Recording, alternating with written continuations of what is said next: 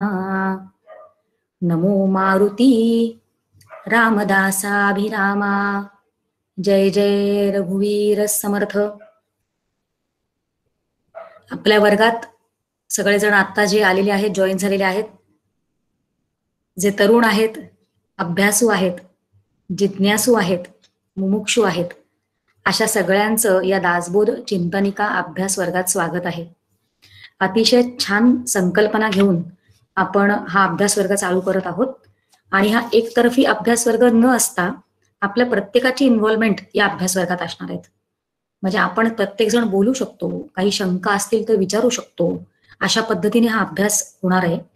आणि सुदैवाने आपल्याला मार्गदर्शन देण्यासाठी दोन अतिशय ज्येष्ठ असे प्रवचनकार किंवा अभ्यासू साधक असे आपल्याला लावलेले आहेत. एक थोडक्यात त्यांची ओळख करून देते आहे. एक आपल्या आचार्य ज्या असणार आहेत त्या आहेत आदरणीय अलकाताई मुतालिक, डोंबिवलीच्या रहिवासी आहेत. आपण सगळे त्यांना ओळखतोच, पण एक फॉर्मल ओळख करून द्यायची म्हणजे त्या विविध विषयांवर आतापर्यंत त्यांनी प्रवचनं केलेली आहेत. शिवथरगळीत त्या शिबिर प्रमुख आहेत. गणपती मंदिर आहे डोंबिवलीचं, तिकडे त्या विश्वस्त आहेत. त्या भागवतकार आहेत, रामकथाकार आहेत. त्या एका कॉलेजमध्ये डोंबिवलीला एक उपनिषद शिकवणारं एक कॉलेज आहे. अशा कॉलेजमध्ये पण त्या उपनिषद शिकवतात. म्हणजे तरुणांशी त्यांना संपर्क, एकतर व्यवसायाने त्या शिक्षिकाच होत्या, त्यामुळे तरुणांशी बोलायचं कसं, त्यांना शिकवायचं कसं हे त्यांना जमतच आहे. शिवाय 25 वर्ष त्यांनी स्वतःच्या घरी दासबोध शिकवलेला आहे. बरेच ग्रंथ त्यांनी स्वतः लिहिलेले आहेत, ते प्रकाशित आहेत. त्यांना बरेच पुरस्कार मिळालेले आहेत. तर अशा आपल्याला आचार्या या शिकवण्यासाठी लाभलेल्या आहेत. आणि दुसऱ्या आचार्या ज्या आहेत त्या आहेत सौ माधुरी जोशी, बुलढाणा. त्याही डॉक्टर काकांच्याच अनुग्रहित आहेत. त्यांचं मुख्य काम म्हणजे त्या पत्रद्वारे दासबोध अभ्यास याचा त्या प्रचार आणि प्रसार असं दोन्हीही काम करत आहेत. गीताव्रती म्हणून जे आहे, म्हणजे गीता धर्ममंडळ पुणे याच्यामधनं ज्या परीक्षा होतात गीतेवर, त्याच्या त्या समीक्षक आहेत. त्यांच्या घरी पण बरेच वर्ष दासबोध अभ्यास मंडळ चालत असत, ज्यात त्यांनी दासबोध, आत्माराम, मनाचे श्लोक असे विविध विषय त्यांनी शिकवलेले आहेत. त्या स्वतः पण रामकथाकार आहेत. आता सध्या त्यांच्या घरी एक ज्ञानेश्वरी अभ्यास मंडळ चालू आहे. वेगवेगळ्या विषयांवर आतापर्यंत त्या बोललेल्या आहेत. आणि आपल्या सगळ्यांचं सुदैव आहे की आपल्याला अशा दोन ज्येष्ठ आचार्य म्हणून लाभलेल्या आहेत आणि आपण सगळ्यांनी त्यांचा पुरेपूर उपयोग करून घ्यायचा आहे. जास्त न वेळ घेता आपलं जसं ठरलेलं आहे, एक छोटासा व्हिडिओ आपण पाठवला होता, त्याच्यामुळे आपल्या सगळ्यांच्या संकल्पना क्लिअर आहेत की कुठल्या पद्धतीने आपला अभ्यास होणार आहे. तर आपल्या ग्रुपमधल्या पहिल्या साधक ज्या आहेत सौ प्रियांका कुंटे डोंबिवली, तर त्यांना मी अशी विनंती करते की ग्रंथारंभ लक्षण, म्हणजे एक एक करून आपण पुढे जाणार आहोत, तर ग्रंथारंभ लक्षण याच्यावर त्यांचा जो अभ्यास झालेला आहे ते त्यांनी सार रूपात मांडावं. आणि बाकी सगळ्यांनी काही पॉइंट्स आपण ते मांडत असताना नोंद त्याची करून घेऊ शकतो. आणि मग नंतर पुढच्या 15 मिनिटांमध्ये आमोद रिसबुड आपलं चिंतन मांडतील आणि त्याच्या पुढच्या 15 मिनिटात आपल्या सगळ्यांसाठी ते ओपन अप होणार आहे. म्हणून लक्षपूर्वक कान देऊन सगळ्यांनी ऐकायचं आहे. मी सौ प्रियांका कुंटांना विनंती करते की त्यांनी आपलं सार मांडावं. धन्यवाद. आणि त्याच्या अगोदर एक छोटासा छान औपचारिक कार्यक्रम आपण करणार आहोत, तो राहिलाय खरं माझ्याकडनं सांगणं. मी प्राजक्ताला विनंती करते की तिने आपला जो अभ्यास ग्रुप आहे त्याचं उद्घाटन तिने छोटंसं एक दीप प्रज्वलन करून करावं आणि मग नंतर प्रियांका तिचं सार मांडू शकणार आहे. प्राजक्ता.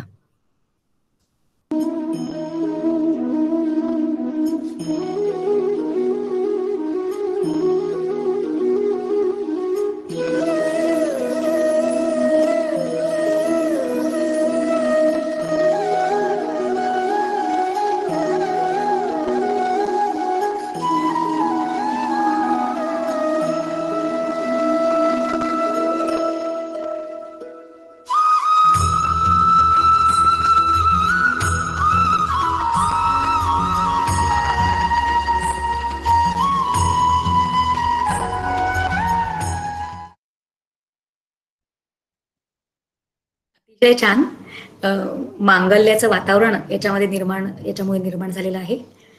प्रियांका, तू तुझा अभ्यास आता मांडू शकतेस. हो, आवाज ऐकायला येतो ना? हो, येतोय. ब्रह्मानंदम परमसुखदम केवलम ज्ञानमूर्तिं द्वंद्वातीतं गगनसदृशं तत्त्वमस्यादिलक्ष्यं एकं नित्यं विमलमचलं सर्वधी साक्षिभूतं भावातीतं त्रिगुणरहितं सद्गुरुं तं नमामि. समर्थांना वंदन करते, सद्गुरूंना वंदन करते. आपल्याला लाभलेली आचार्यद्वयी आदरणीय अलका मावशी आणि आदरणीय माधुरी मावशी यांना वंदन करते आणि सर्व साधक अभ्यासार्थींना सादर अभिवादन करते. आज आपल्या या दासबोध चिंतनिका या अभ्यास वर्गाची सुरुवात करण्याची संधी मला मिळाली आहे आणि या संधीचा फायदा घेऊन मी आपल्या सर्व साधकांतर्फे या अभ्यास वर्गाचे जे आयोजक आहेत किंवा आयोजकांचे त्या मनपूर्वक आभार मानते. कारण त्यांच्या या संकल्पामुळेच आपण इथे आता हा अभ्यास करायला सर्व एकत्र येऊ शकलोय. आणि दोन्ही आचार्यांच्या मी ऋणात राहू इच्छिते, कारण आपल्याला मार्गदर्शन करायला त्यांनी आपल्या व्यस्त वेळापत्रकातून वेळ काढलाय आणि ते आपल्यासाठी आता इथे उपलब्ध आहे. तर प्रत्यक्ष चिंतनाला सुरुवात करूया. समर्थ रामदास स्वामींचा दासबोध हा ग्रंथ आपण अभ्यासासाठी घेतलाय. या ग्रंथामध्ये एकूण 20 दशक आहेत आणि एका दशकामध्ये 10 समास, असे एकूण 200 समास आहेत. त्यातील पहिला दशक स्तवनाचा आहे आणि त्यातला पहिला समास ग्रंथारंभ लक्षण हा मला चिंतनासाठी मिळालेला विषय आहे. प्रथम आपण ग्रंथ म्हणजे काय, ग्रंथ कशाला म्हणावे याचा विचार करूया. ज्याच्या श्रवणाने जीवाच्या ग्रंथी सुटतात त्याला ग्रंथ म्हणावे असं शास्त्र सांगतं. आता ग्रंथी म्हणजे काय, तर अचेतन बुद्धी आणि चेतन आत्मा एकच आहेत असे अनंत जन्म दृढ झालेल्या भ्रमाचे संस्कार. परत एकदा सांगते, ग्रंथी म्हणजे अचेतन बुद्धी आणि चेतन आत्मा एकच आहेत असं अनंत जन्म दृढ झालेल्या भ्रमाचे जे संस्कार आहेत त्याला ग्रंथी म्हणायचे. आणि या ग्रंथी ज्याच्या श्रवणाने सुटतात त्याला ग्रंथ म्हणतात. दुसरी व्याख्या अशी केलेली आहे की ज्यात जीव ब्रह्म ऐक्य सांगितलंय त्याला ग्रंथ म्हणावं. या समासाची सुरुवात श्रोत्याच्या एका प्रश्नाने होते. श्रोते पुसती कोण ग्रंथ काय बोलिले जी येथ श्रवण केल्याने प्राप्त काय आहे, असा तो प्रश्न आहे. आता कुठल्याही ग्रंथाचा अभ्यास करताना तो कोणासाठी आहे, त्याचा विषय काय आहे आणि ग्रंथाच्या वाचनाने काय लाभ होणार आहे याची उत्तरं पहिल्यांदाच मिळावीत हे चौकस बुद्धीच्या माणसाला आवडतं. आणि ही श्रोत्यांची मानसिकता समर्थ बरोबर ओळखून असल्यामुळे त्यांनी स्वतःच श्रोत्याच्या भूमिकेतून हा प्रश्न विचारलेला आहे. समर्थांच्या आधीही अनेक ग्रंथांची निर्मिती झालेली आहे. एकनाथ महाराज आहेत, तुकाराम महाराज, माऊली ज्ञानेश्वर महाराज, शंकराचार्य आहेत, त्यांनीही अनेक ग्रंथ लिहिलेत. परंतु आपल्या ग्रंथाला प्रस्तावना लिहिण्याचे काम समर्थांनीच प्रथम केलेलं आहे. स्वतःच्या ग्रंथाला प्रस्तावना लिहिणारे समर्थ हे पहिले संत आहेत आणि ती सुरुवात या दासबोध ग्रंथापासूनच झालेली आहे. हा पहिला समास प्रस्तावनेचा समास आहे असं म्हणायला हरकत नाही. पारमार्थिक ग्रंथाची सुरुवात ही गणेश स्तवनाने होते, शारदा स्तवनाने होते. हा शिष्टसंमत आचार आहे, परंपरा आहे. तीही समर्थांनी सांभाळली आहे, पण ती दुसऱ्या समासापासून. समर्थांची खास शैली या प्रस्तावनेच्या समासाच्या रूपाने दिसते. कुठलीही शास्त्रीय भाषा न वापरता समर्थ श्रोत्याच्या या प्रश्नाचे उत्तर देत आहेत. ग्रंथानाम दासबोध. आता दासबोध या शब्दाचा थोडासा विचार. समर्थ स्वतःला प्रभू श्रीरामांचे दास म्हणत असत आणि अशा या दासाला झालेला बोध तो दासबोध. आता हा समर्थांच्या दृष्टीने त्याचा अर्थ झाला. आपल्या साधकांच्या दृष्टीने समर्थांनी केलेला बोध म्हणजे समर्थ रामदास स्वामींनी केलेला बोध तो दासबोध. आणि आदरणीय अलका मावशींनी त्यांच्या एका प्रवचनात या दासबोध शब्दाचा छान विचार सांगितला होता. जो दास होतो त्यालाच बोध होतो आणि आपण दासच झालं पाहिजे, दास्यत्व स्वीकारलं पाहिजे, तरच आपल्याला तो बोध होणार आहे. हा ग्रंथ आहे तो गुरु शिष्याच्या संवादाच्या स्वरूपात आहे. आपले बरेच ग्रंथ हे संवादरूप आहेत. उदाहरणार्थ भगवद्गीता आहे, हा भगवान श्रीकृष्ण आणि अर्जुन यांच्यातला संवाद आहे. दुसरं एक उदाहरण द्यायचं तर कठोपनिषद आहे, तो यम आणि नचिकेत यांच्यातला संवाद आहे. पण तरीही श्रेष्ठ समर्थ भक्त सुनील दादा चिंचोलकर यांनी त्यांच्या प्रवचनात एक खास बाब लक्षात आणून दिली होती. ते असं म्हणालेले की या संवादाची म्हणजे या ग्रंथामध्ये जो गुरु शिष्य संवाद आहे त्याची एक खास बाब आहे. भगवद्गीतेमध्ये अर्जुन हा एकच शिष्य आहे, म्हणजे त्याच्या प्रश्नांना भगवान श्रीकृष्णांनी उत्तरं दिली आहे. कठोपनिषदामध्ये प्रश्न विचारणारा नचिकेत एकटाच आहे, म्हणजे त्या शिष्याचं ते स्टँडर्ड ठरलेलं आहे आणि त्याला उत्तरं दिलेली आहे. पण या ग्रंथामध्ये शिष्य अनेक आहेत, वेगवेगळ्या परिस्थितीतले आहेत, वेगवेगळ्या स्तरावरचे आहेत आणि अशा सर्व शिष्यांच्या प्रश्नांना समर्थ इथे उत्तर देत आहेत. आता या संवादातूनच समर्थ या ग्रंथाचं अनुबंध चतुष्टय सांगतायत. अनुबंध म्हणजे काय, तर मन वेधून घेणारी बाब. या ग्रंथाच्या बाबतीत काय कुठली गोष्ट मन वेधून घेणारी आहे, तर त्या 4 बाबी आहेत आणि त्याला चौकट असं म्हटलंय आणि त्या चौकटीतच हा प्रत्येक परमार्थी ग्रंथ हा बंदिस्त असतो किंवा असावा. त्या गोष्टी आहेत अधिकारी, विषय, प्रयोजन आणि संबंध. अधिकारी म्हणजे ज्याला समोर ठेवून हा ग्रंथ लिहिला गेलेला आहे, ज्याच्यासाठी लिहिलेला आहे तो अधिकारी. विषय म्हणजे मुख्य काय सांगितलंय, प्रयोजन या ग्रंथाच्या श्रवणाने अभ्यासाने काय मिळणार आहे आणि संबंध म्हणजे ज्याच्यासाठी हा ग्रंथ सांगितलाय आणि जो सांगतोय त्यांच्यातला संबंध. आता भक्ती मार्ग हा या ग्रंथाचा विषय आहे आणि या भक्तीच्या साधनाने अधिकार संपन्न साधकाला खऱ्या देवाची प्राप्ती होईल असं या ग्रंथाचे प्रयोजन आहे, फळ आहे. या ग्रंथाचा अधिकारी समर्थ 33 आणि 34व्या ओवीत सांगतायत. आळशी, पापी, भक्तीला न मानणारे, बद्ध, मूर्ख, अभक्त हे सगळे या ग्रंथाच्या श्रवणाने अनुक्रमे म्हणजे आता आळशी असेल तो उद्योगी होईल, पापी असेल त्याला पापाचा पश्चाताप व्हायला लागेल, भक्तीला न मानणारा असेल त्याला भक्तीचं महत्व पटायला लागेल, बद्ध असेल तो मुमुक्षु होईल, मूर्ख असेल तो दक्ष होईल, अभक्त असेल तो भक्त होईल. त्याचबरोबर जे अधिकार संपन्न आहेत, आता अधिकार संपन्न म्हणजे काय तर जे साधन चतुष्टय संपन्न आहेत. साधन चतुष्टय याच्यात 4 गोष्टी आहेत परत: विवेक, वैराग्य, समाधी षटक आणि मुमुक्षत्व.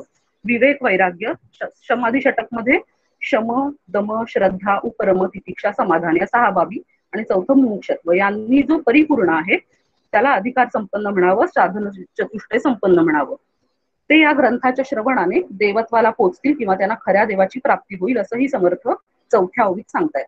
याचाच अर्थ सर्वसाधारण प्रापंचिक लोकांपासून सिद्धांपर्यंत सगळेच या ग्रंथाचे अधिकारी आहेत आणि म्हणूनच परमपूज्य डॉक्टर काका दासबोध ह्या ग्रंथाला म्युन्सिपाल्टीची शाळा म्हणतात. कारण त्याच्यासाठी कुठलीही अर्हता नाहीये, काही पात्रता पाहिजे, अमुक एक अधिकार संपन्न असायला पाहिजे तरच या ग्रंथाचा अभ्यास करता येतो असं काही नाहीये. या ग्रंथाच्या श्रवणाने अगदी बद्ध सुद्धा अधिकार संपन्न होतो आणि एकदा का तो अधिकार संपन्न झाला की या ग्रंथाच्या श्रवणाने त्याला खऱ्या देवाची प्राप्ती होते. आता श्रवण या शब्दाबद्दल थोडासा विचार करूया. वेदांत विषयक, ईश्वर विषयक, जीव ब्रह्मैक्य सांगणाऱ्या ग्रंथाचं वाचन, त्याविषयी ऐकणे, चर्चा करणे हे सगळं श्रवण या संज्ञेमध्ये येतं. आता वेदांत शास्त्राच्या तात्पर्याच्या निश्चयाला श्रवण असे म्हणतात, अशी अजून एक व्याख्या आहे. आता वेदांत शास्त्राचं तात्पर्य काय आहे तर ते जीव ब्रह्म ऐक्य आणि तेच हे जे तात्पर्य आहे तो बुद्धीचा निश्चय होईपर्यंत हे श्रवण आपलं चालू राहणार आहे. आता या श्रवणाबद्दल डॉक्टर काकांनी त्यांच्या परमार्थ विज्ञान या पुस्तकामध्ये सगुणाविषयी ऐकणे, वाचणे, बोलणे याला श्रवण आणि निर्गुणाविषयी वाचणे, ऐकणे, बोलणे याला निरूपण असं म्हटलंय. आणि या समासाच्या पहिल्या 4 ओव्यांमध्ये समर्थ या ग्रंथाचं श्रवणही सांगतायत आणि त्यात अध्यात्म निरूपण सांगितले असंही सांगतायत. याचाच अर्थ हा ग्रंथ सगुणाचा आधार घेत घेत निर्गुण तत्वापर्यंत साधकाला घेऊन जाणारे ही श्रद्धा आपण ठेवली पाहिजे. आता ओवी क्रमांक 5 ते 12 याच्यामध्ये समर्थांनी मुख्य, शुद्ध, निश्चय, लक्षण हे शब्द पुन्हा पुन्हा वापरलेत. मुख्य भक्ती, मुख्य देव, मुख्य ब्रह्म, मुख्य उपासना असं जेव्हा समर्थ म्हणतायत तेव्हा गौण भक्ती, गौण देव तसेच ब्रह्म आणि उपासनेच्या बाबतीतही असलं पाहिजे. शुद्ध ज्ञान, शुद्ध उपदेश, शुद्ध स्वरूप असं जेव्हा ते म्हणतात तेव्हा शुद्ध नसलेलं, भेसळयुक्त असं ज्ञान, असा उपदेश असला पाहिजे. या सगळ्यांमधून देव, ब्रह्म, भक्ती, उपासना, ज्ञान याबद्दलचं संशयरहित ज्ञान समर्थ देत आहेत. त्यासाठी त्यांनी निश्चय हा शब्द वापरतात समर्थ. निश्चय म्हणजे संशयरहित ज्ञान. मोक्ष म्हणजे काय, विदेह स्थिती म्हणजे काय, आपण कोण, मुळात मी म्हणजे कोण, या सगळ्या गोष्टींचा उहापोह या ग्रंथात केलेला आहे असं समर्थ सांगतात. आता एक परत लक्षण हा शब्द येतो. लक्षण याचा अर्थ ज्ञान करून देणारे किंवा सुचवणारे. अध्यात्मशास्त्रानुसार लक्षण म्हणजे असाधारण धर्म, की जो धर्म इतर कोणत्याही पदार्थात नसून विशिष्ट पदार्थातच असतो. आणि समर्थ उपासना लक्षण, मायोद्भव लक्षण, कवित्व लक्षण, चातुर्य लक्षण, पंचमहाभूतांचं लक्षण असं जेव्हा म्हणतात याचाच अर्थ की नक्की माया कशी ओळखायची आहे, खरी उपासना कोणती याबद्दल या ग्रंथात स्पष्टीकरण आहे असं ते सांगतात. एकंदर काय तर व्यवहार, धर्म आणि परमार्थ या संबंधीचे जे नाना संशय आहेत ते या ग्रंथाच्या श्रवणाने दूर होणार आहे. आता आपण मग बघितलं की प्रस्तावना लिहिणारे समर्थ जसे पहिले संत आहेत तसेच आपल्या ग्रंथाला संदर्भ ग्रंथांची सूची देणारे समर्थ पहिलेच आहेत. ओवी क्रमांक 15 ते 20 मध्ये त्यांनी हा ग्रंथ लिहिताना कुठल्या कुठल्या ग्रंथांचा आधार घेतलाय ते सगळं उद्धृत केलेलं आहे.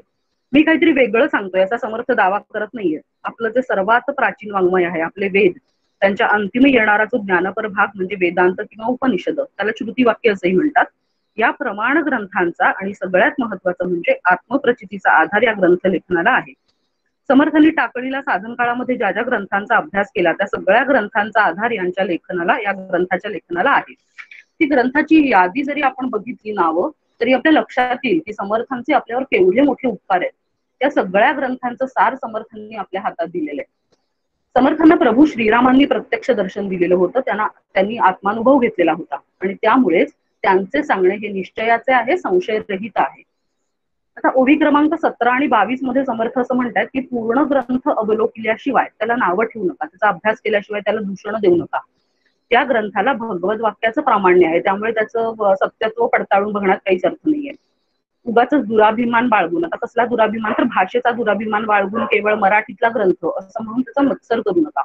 आता मत्सर वाटण्याचं काय कारण असेल, तर त्या काळी संपूर्ण अध्यात्मशास्त्र किंवा वेदांत शास्त्र जे आहे ते मुख्यत्वे करून संस्कृत भाषेतच सांगितलं किंवा लिहिलं जायचं. त्याच्यामुळे सर्वसामान्य जनांच्या ते आवाक्यात नव्हतं. पण आपल्या सगळ्याच संतांनी हेच शास्त्र सोपं करून सर्वसामान्यांना समजेल अशा भाषेत, म्हणजेच त्या काळी जी काही प्रचलित भाषा होती प्राकृत मराठी, त्याच्यात आणलं आणि मग ते सगळ्यांना कळू लागलं आणि त्याच्यामुळे साहजिकच लोकप्रिय झालं ते वाङ्मय किंवा त्याला जास्त पसंती मिळाली. आणि या कारणामुळेच त्या काळचे जे पंडित होते की ज्यांचा त्या ज्ञानावर काय म्हणू त्यांचंच वर्चस्व होतं असा जो काही प्रांत होता, तो सगळ्यांसाठी खुला झाल्यामुळे त्यांना या अशा ग्रंथांचा मत्सर वाटू लागला.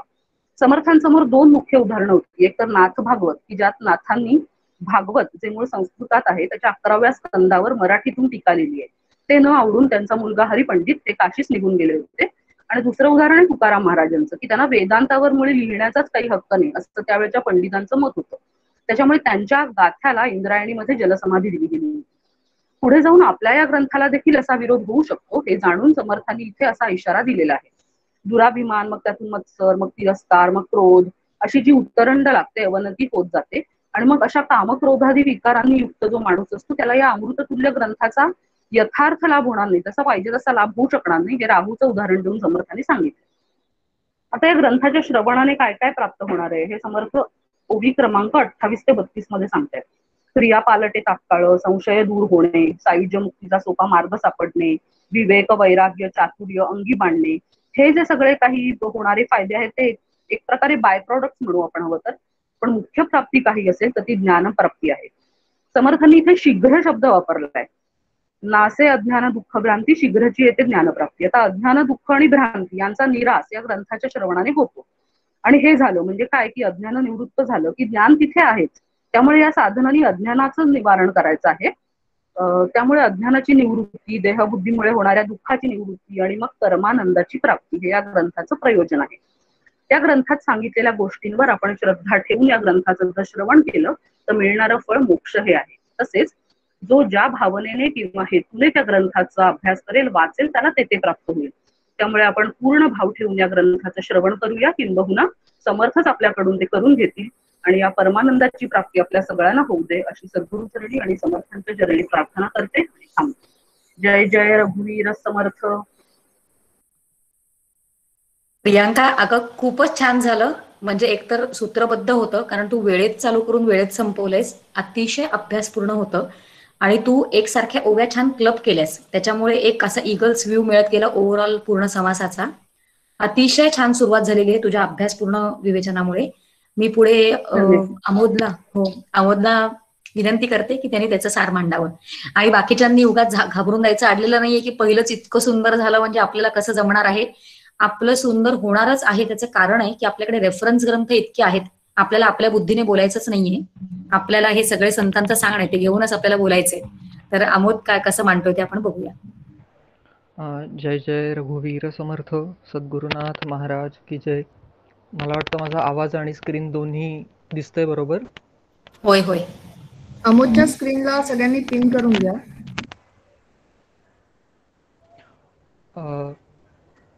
आपल्या उपक्रमाला लाभलेले आचार्य त्यांना नमस्कार करतो आणि सगळ्या समर्थ प्रेमींना वंदन करतो आणि आपण आजच्या विषयाला सुरुवात करूया. आपल्या उपक्रमाची आणि दासबोध ग्रंथाची अतिशय छान सुरुवात झालेली आहे आणि ही सुरुवात अशीच जी सुरुवात छान झालेली आहे ती अशीच पुढे राहावी, सुरळीत हा आपला उपक्रम चालावा, त्याच्यात काही अडथळा येऊ नये अशी आपली इच्छा असते. खरं तर आपल्या जीवनातच कुठेच काही अडथळा येऊ नये, विनाशायास सगळं व्हावं अशी आपली इच्छा असते. म्हणजे थोडक्यात दुःखाचं हरण व्हावं आणि सुख आपल्या आयुष्यात यावं अशी आपली इच्छा असते आणि ही आपली इच्छा डिट्टो पूर्ण करणारे दैवत म्हणजे गणपती. गणेश सुखकर्ता आहे, दुःखहर्ता आहे आणि म्हणूनच तो मंगलमूर्ती आहे. तर अशा गणपतीला वंदन करायची आपली परंपरा आहे. गणपती हे अतिशय आपल्या जवळचं दैवत याच कारणामुळे आहे. शंकराचार्यांपासून ते स्वातंत्र्यवीर सावरकरांपर्यंत आपल्या सगळ्या संतांनी या गणपतीचं स्तवन केलेले, त्याच्यावर काव्य रचलेलं आहे. तर अशा गणपतीचं स्तवन समर्थांनी सुद्धा केलेलं आहे, कारण कुठल्याही कार्यारंभी गणेशाचं स्तवन करावं असा असा संकेत किंवा असा संस्कार आपल्यावर झालेला आहे. ग्रंथ लिहिणं हे सुद्धा एक मोठं कार्यच आहे. त्यामुळे ग्रंथाच्या सुरुवातीला समर्थांनी गणेशाला वंदन केलेलं आहे. हेच हा मंगलाचरणाचा जो भाग आहे तो 7व्या दशकातला पहिला समाज जो आहे मंगलाचरणाचा, त्याच्यात सुद्धा गणेश स्तवनच सुरुवातीला येतं. त्या 6 ओव्या सुद्धा अतिशय सुंदर आहेत. आपण आत्तासाठी मात्र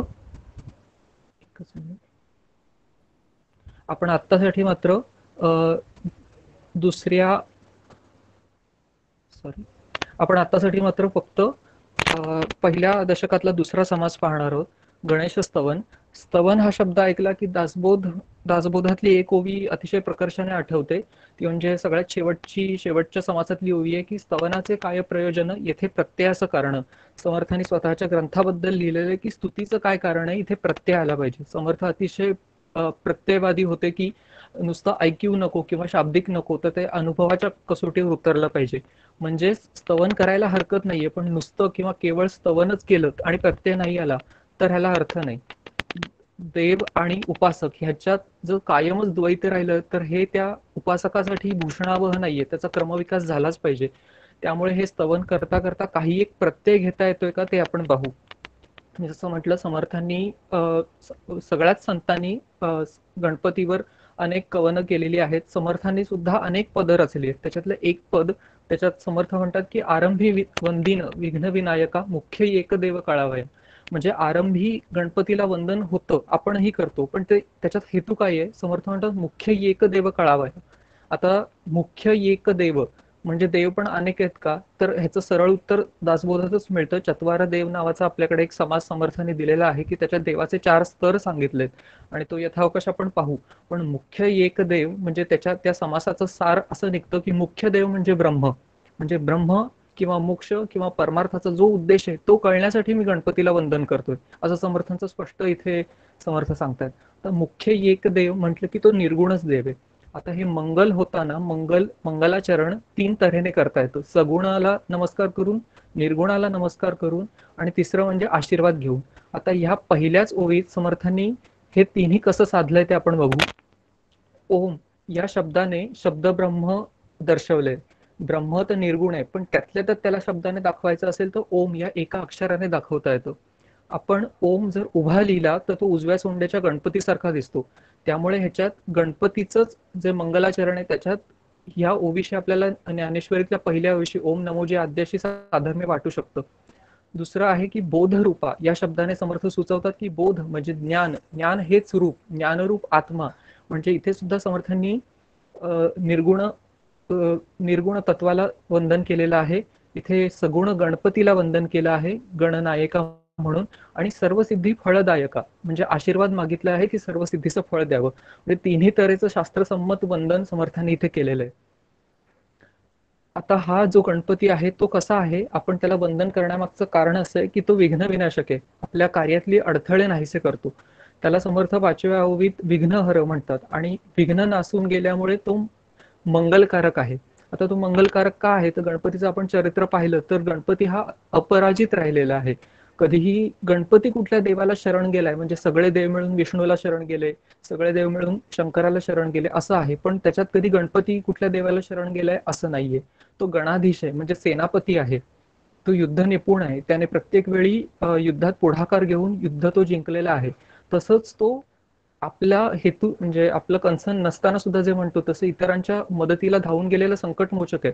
म्हणजे किती वेळा म्हणजे गनिमी काव्याची सुरुवात गणपतीने केली असं म्हणता येईल. ती शिवलिंगाची गोष्ट आपल्याला माहिती आहे की जेव्हा रावण घेऊन चालला होता तेव्हाची ती गोष्ट आहे की गणपतीने ते कसं थांबवलं रावणाकडून. तर असा हा गणपती आहे. समर्थ इथे सुद्धा एक छान समर्थांचं दखनी पद आहे हिंदी भाषेतलं की आत्मरूप गणेश रंगमोनाचे मनोकामना कवल हातमोलीये. आता समर्थ किती प्रत्ययवादी आणि प्रयत्नवादी आहेत की गणपती विघ्नहर्ता मान्य आहे, पण विघ्नहर्ता अशी इमेज तयार झाल्यावर आपल्या मनात असं येतं की गणपती कुठून तरी येईल आणि आपल्याला विघ्नातून काढेल. तर इथे समर्थ आपल्याला काय सांगतात की आत्मरूप गणेश म्हणजे गणपतीला आपल्या आत्मरूपातच पहा. तो देव कोणतरी वेगळा आहे, मी कोणतरी वेगळा आहे, मला वाचवणारी ती व्यक्ती आहे, असा हेतू न करता ते आपण जेव्हा निस्पृहपणे समाजात कार्य करतो तेव्हा त्याच्यात येणारे जे अडथळे असतील त्याला पार करण्याचं कसब हे आपल्या स्वतःमध्ये शोधायचे, तेच आपल्यातलं गणपतीचं रूप आहे. हा प्रत्यय आपल्याला इथे येतो. समर्थ म्हणतात की मनोकामना म्हणजे जे विल पॉवर आहे ते गणपतीचं रूप आहे. आता हे रूप रूप आपण जे म्हणतोय त्याच्यासाठी समर्थ असं म्हणतात की माझे अंतरी भरावे, सर्व काळ वास्तव्य करावे. दुसऱ्या ओळीत म्हणजे काय, माझ्या अंतरी तू वस. इथेच समर्थ तेच सांगतात, आत्मरूप गणेश हेच त्यांना समर्थांना सांगायचंय. पण माझी अंतरी भरावे, आता भरावे शब्दाने आपल्याला असं कळतं की भरण्यासाठी ती जागा मूळ रिकामी असली पाहिजे. म्हणजे पिशवीत काही असेल तर आपण आणखीन भरू नाही शकत, ते आधी बाहेर काढावं लागतं. तसं आपल्या आत्मरूपात किंवा आपल्या अंतरी जर कामक्रोध असे अवगुण असतील तर तो गणेश तिथे राहील का? त्यामुळे आपल्या अंतरी गणपती येण्यासाठी जे सगळे अवगुण आहेत ते रिकामे करून अंतःकरण शुद्ध स्वच्छ झालं पाहिजे. त्यामुळे अवगुण घालवले की त्याच्या गुणांसह गणपती आपल्यात येऊन बसणार आहे. आता हे गुण गुण आपलं चाललंय तर तो गणपती नेमका कसा आहे, त्याचं सगुण वर्णन कसं आहे ते समर्थांनी इथे पुढे केलेलं आहे. सगुण गणेशाचं वर्णन 7 ते 23 या ओव्यांमध्ये येतं. आता गणपतीबाबत ज्ञानेश्वर माऊलींनी सुद्धा ज्ञानेश्वरीत वाङ्मय मूर्तीचं रूपक बसवलंय, म्हणजे गणपतीच्या अवयवांवर वगैरे. लोककथांमधून आपल्याला शेतीपूरक म्हणजे गणपतीचे कान सुपासारखे, सोंड म्हणजे भाताच्या लोंब्या, उंदीर वगैरे असं ते रूपक आहे. पण इथे कुठलंही समर्थांनी रूपक बसवलेलं नाहीये. इथे सामान्य गणपतीचं सामान्य वर्णन केलेलं आहे. तरी सुद्धा तो जसा आहे तसा त्याच्या असण्याला अर्थ आहे, तो आपण यथामती जाणून घ्यायचा प्रयत्न करू. आता गणपतीचं जे हे रूप आहे, समर्थ म्हणतात की वितंड असा समर्थांनी शब्द वापरलाय. म्हणजे काहीसं विपरीत, वितुंड, विपरीत तोंड आहे. कारण शरीर माणसाचं आणि त्याच्यावर तोंड हत्तीचं, असं काहीसं विचित्र रूप आहे. पण ते आपल्याला कधीच विचित्र वाटलेलं नाहीये. आपल्याला गणपती कायम आपलासा आणि लोभसच वाटतं, असं ते एकंदर रूपडं तयार होते. आता गणपतीचं जे त्याचे जे गुण आहेत जे आपल्याला लोभसवाणे वाटतात ते आपण पाहू. सगळ्यात आधी चतुर्भुज आहे. आपले सगळे देव बघा मोस्टली अष्टभुज, चतुर्भुज आहेत. याच्यातून आपल्याला असं ठसतं आपल्या मनात की आपलं जे आराध्य दैवत आहे ते आपल्यापेक्षा कुठेतरी वरचढ आहे किंवा अधिक शक्तिशाली आहे. 2 हात जास्त आहेत. आणि लंबोदर ह्याचं इतकं सुंदर एकनाथ महाराजांनी म्हटले की तुझं माझी वासू चराचरा म्हणून मी बोलीजे लंबोदरा. आता गणपतीला जसं ओम विश्वबीज आहे, विश्वाची उत्पत्ती ओंकारातून झाली, तशी गणेशातून झाली, म्हणून त्याच्या पोटात जणू सगळ्यात सृष्टीचा वास आहे, म्हणून तो लंबोदर. असं इतकं सुंदर रूपक त्यांनी केलेलं आहे. पुढचं आहे की गणपतीच्या मस्तकावर त्याचं जे गंडस्थळ आहे ते गळतंय, त्याच्यातून मद स्त्राव होतोय. पण तो मद कसला आहे? आता हे इतकं नॉर्मल आहे का? तर मद हा आहे करुणेचा किंवा ज्ञानाचा. गणपती आपल्या भक्तांसाठी अतिशय करुण आहे. तो ज्ञानाची देवता आहे. विद्येचा गोसावी म्हटलेला आहे समर्थांनी त्याला. त्यामुळे त्याच्या गंडस्थळातून जो मद गळतोय तो करुणेचा आहे, ज्ञानाचा आहे. त्याच्यानंतर त्याची सोंड ही मुरडी म्हणजे आत वळलेली आहे. आता ही आतमध्ये वळलेली सोंड ही अंतर्मुखतेचं प्रतीक आहे. किंवा अजून नामदेव महाराज म्हणतात की त्याची जी सोंड आहे ती दुश्चिन्हांचा किंवा दुष्ट प्रवृत्तीचा, दुष्ट दुर्जनांचा खंड करणारी आहे. त्याच्यानंतर समर्थ म्हणतात की त्याचे डोळे हरस्व, आपण ह्रस्व दीर्घ म्हणतो तसं हरस्व. दीर्घ म्हणजे मोठं, तर म्हणजे ह्रस्व म्हणजे छोटं. त्याचे डोळे छोटे आहेत, बारीक डोळे आहेत. आता बारीक डोळे म्हणजे आपण जेव्हा दूरचं पाहायचं असतं तेव्हा आपण डोळे बारीक करतो, म्हणजे दूरदृष्टी. आम्ही जर गणपतीचे मी उपासक आहे तर माझी कृतीत कसं काय काय आलं पाहिजे त्याचे हे गुण, त्याच्या मूर्तीपर्यंत आणि मी माझ्यापर्यंत असं न राहता त्याचे गुण माझ्यात कसे आले पाहिजेत ह्याचा आपण विचार केला पाहिजे. तर ही दूरदृष्टी मला गणपतीकडून शिकायची आहे. तो बुद्धिमान आहे. जे लहान डोळे हे बुद्धिमत्तेचं प्रतीक मानले जातात. आणि तो 14 विद्यांचा स्वामी आहे. गणपती हा विद्येची देवता आपण मानली जाते. म्हणून आपण अथर्वशीर्षात पण म्हणतो तो ज्ञानमयो विज्ञानमयोसी. त्याच्यानंतर गणपतीच्या अंगावर नाग धारण केलेले आहेत त्याने, साप. आता आपल्या सापाची भीती वाटते, पण तेच त्याने अंकित करून ठेवलेले आहेत. त्यामुळे आता साप या प्राण्यापेक्षा आपण असा खूप प्रयोग आहे की विषय जे पंचविषय आहेत त्यांना सापाची उपमा दिली जाते. कारण ते त्याचं विष, सापाचं विष किंवा त्याचं वेटोळ घालून बसणं तसेच विषय असतात. आपलं दैवत जर नागाला अंकित करून ठेवत असेल तर त्याने विषयांना अंकित करून ठेवले. त्याच्या उपासनेने माझे सुद्धा विषय असेच माझ्या अंकित होणार आहेत, किंबहुना झाले पाहिजेत, ही जबाबदारी माझ्यावर आहे. आणि त्याच गणेशाचे वडील श्री शिवशंकर ते सुद्धा नाग गळ्यात घालून फिरतात. त्यांचंच कुठेतरी एक पिढी चालवल्यासारखं म्हणून गणपतीचं काही ठिकाणी जानवं पण नागाचं दाखवलंय आणि त्याचं पितांबर घसरू नये म्हणून सुद्धा त्याने कमरेला नाग बांधलेला आहे. त्याच्यानंतर त्या नागात त्याचं जे कंबरपट्टा आहे त्याला क्षुद्र घंटिका म्हणजे छोट्या घंटा आहेत. आपण सुरुवातीला म्हटलं तसं शंकराचार्यांपासून गणेशावर अनेकांनी कवनं लिहिलेली आहेत. तर शंकराचार्यांच्या गणपतीच्या एका स्तोत्राची सुरुवात क्षुद्र घंटिका या विशेष शब्दाने होते. म्हणजे घंटिका घागऱ्या हे ठीक आहे, पण क्षुद्र घंटिका असा शब्द तिथे आपल्याला सापडतो. त्याच्यानंतर ज्ञानेश्वरांनी जे वर्णन केले त्याच्यात सुद्धा हा सापडतो. एक ह्याच्यातून तर्क बांधता येईल की 12 वर्ष समर्थांनी जे तप केलं टाकळीला, त्याच्यात त्यांनी जे सगळे पूर्वसुरींचे ग्रंथ वाचले त्याच्यात ह्याचा सुद्धा अभ्यास करून त्याची छाया पडली असावी असा एक तर्क करता येतो आपल्याला. त्याच्या गणपतीच्या एका हातात फरश आहे, एका हातात अंकुश आहे. आता ही 2 शस्त्र आहेत, त्यांचं सुद्धा रूपक केलेलं आहे, पण आपल्यासाठी म्हणजे तो भक्तांसाठी शस्त्रसज्ज आहे की भक्तांना वाचवायला तो कायम सज्ज आहे. त्याच्यानंतर त्याच्या हातात मोदक गोळ आहे. आता मोदक तर त्याचा अतिशय प्रिय आहे आणि हे आपल्याला परंपरागत माहिती आहे. तर त्याला ज्ञानेश्वर माऊलींनी मात्र रसाळ वेदांताची उपमा दिली आहे की जसा वेदांत अभ्यास हा किंवा वेदांत विचार वेदांत शास्त्र हे अतिशय रसाळ आहे, त्याप्रमाणेच तो मोदक आहे. कुठल्याही देवाला देवाची इच्छा कुठल्या तरी एका खाण्याच्या पदार्थात गुंतली असेल हे तर शक्य वाटत नाही. ही आपली प्रतीकच आहेत आणि ती तशीच पाहिली पाहिजेत. आणि समर्थ म्हणतात त्याच्यावर अतिप्रीती आहे. गणपतीची मोदकावर अतिप्रीती, माझी पण प्रीती असते, पण उकडीच्या नाहीतर तळणीच्या नाहीतर ड्रायफ्रूटच्या नाहीतर चॉकलेटच्या मोदकावर.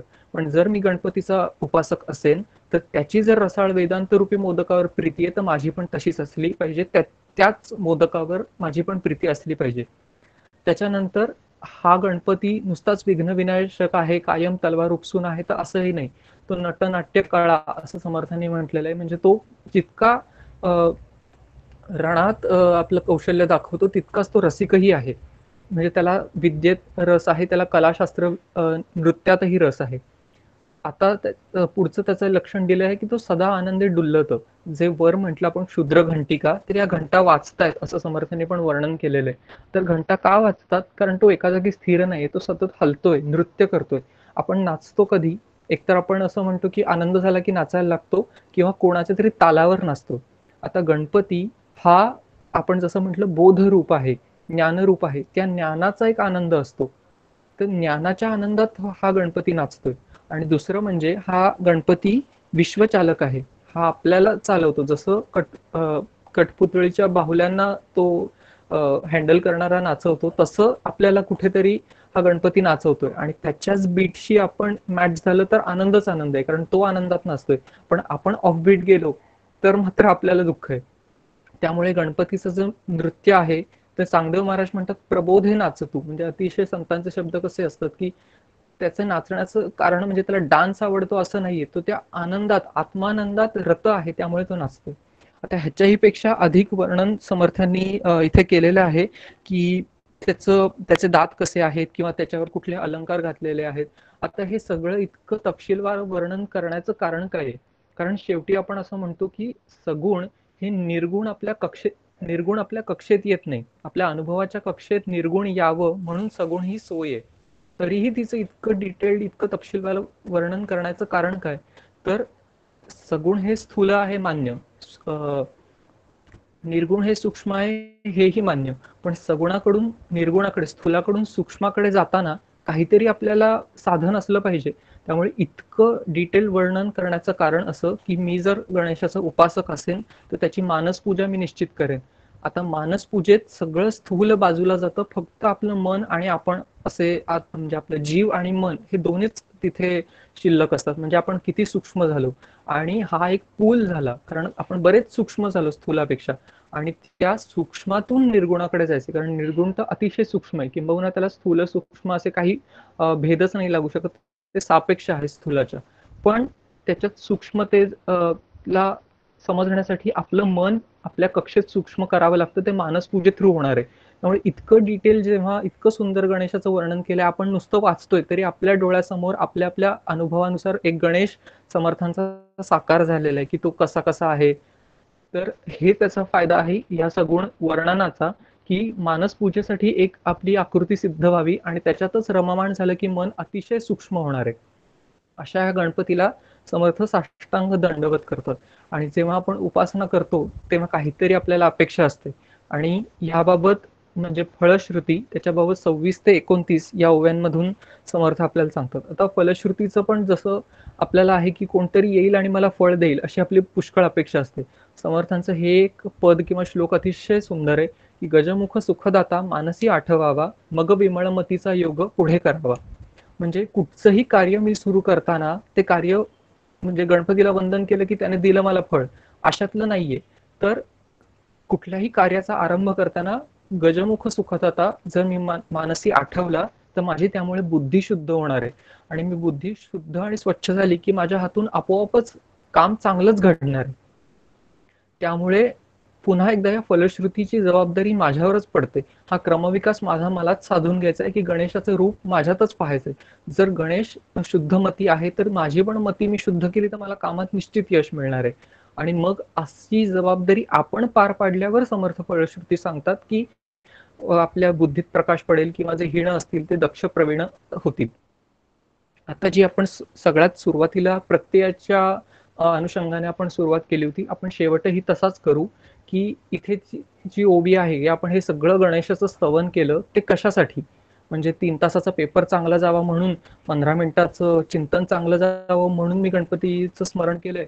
तर समर्थ इथे पण आपल्याला क्लॅरिटी देतात शेवटच्या ओवीत की या स्तवनाचं प्रयोजन काय आहे.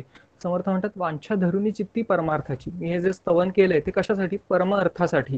जे आपण परमार्थाचा अभ्यास करायला लागलोय त्याच्यात यश दे. त्याच्या खालचं काही म्हणजे प्रमोशन असेल किंवा कुठचेही गौण ध्येय समर्थ मागत नाहीत, आणि आपल्यालाही सांगतात की त्याच्यासाठी उपासना नाही करायची, तर थेट परमार्थाची. परमार्थ म्हणजे परम अर्थ म्हणजे मोक्ष. मोक्षासाठीच गणेशाची उपासना करायची असं समर्थ सांगतायत. आणि आपलं सुद्धा इतर काहीही आपल्या मनात हेतू न येवो या स्तवनामागे, अशी गणपतीच्या आणि समर्थांच्या चरणी प्रार्थना करून थांबतो. जय जय रघुवीर समर्थ. अमोध, तुझं वय लहान आणि तुझा भाव आणि तुझा अभ्यास हा किती महान आहे हे तुझ्या छान प्रेझेंटेशन वरनं कळलं.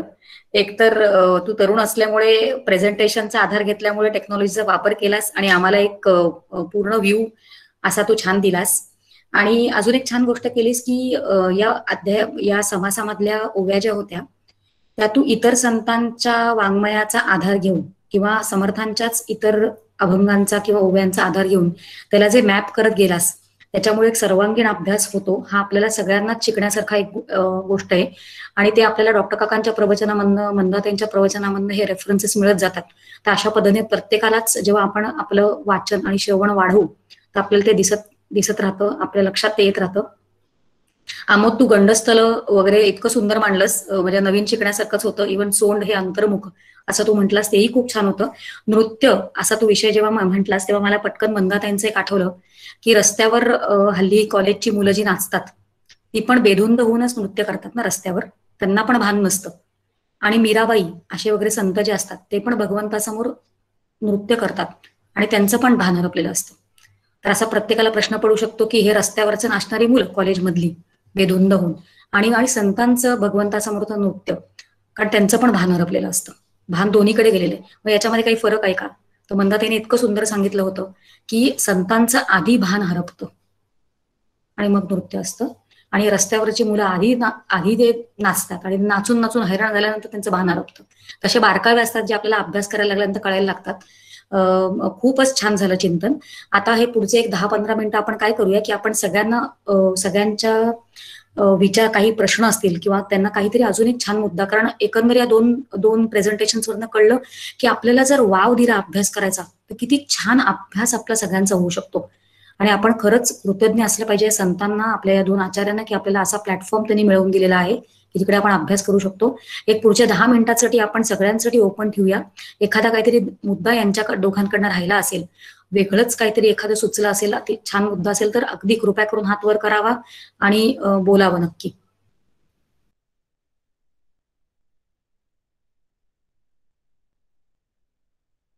अनम्यूट करून बोलायला सांग.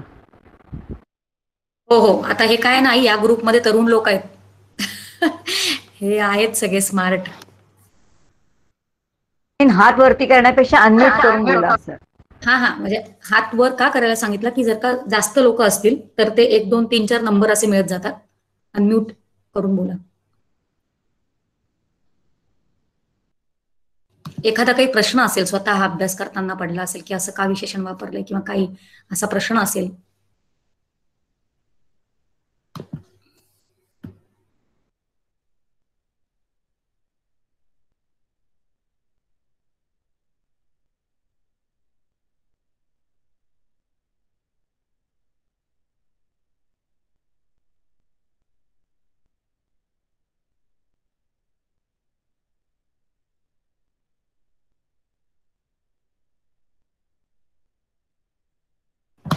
हा मंजिरी. हो हो,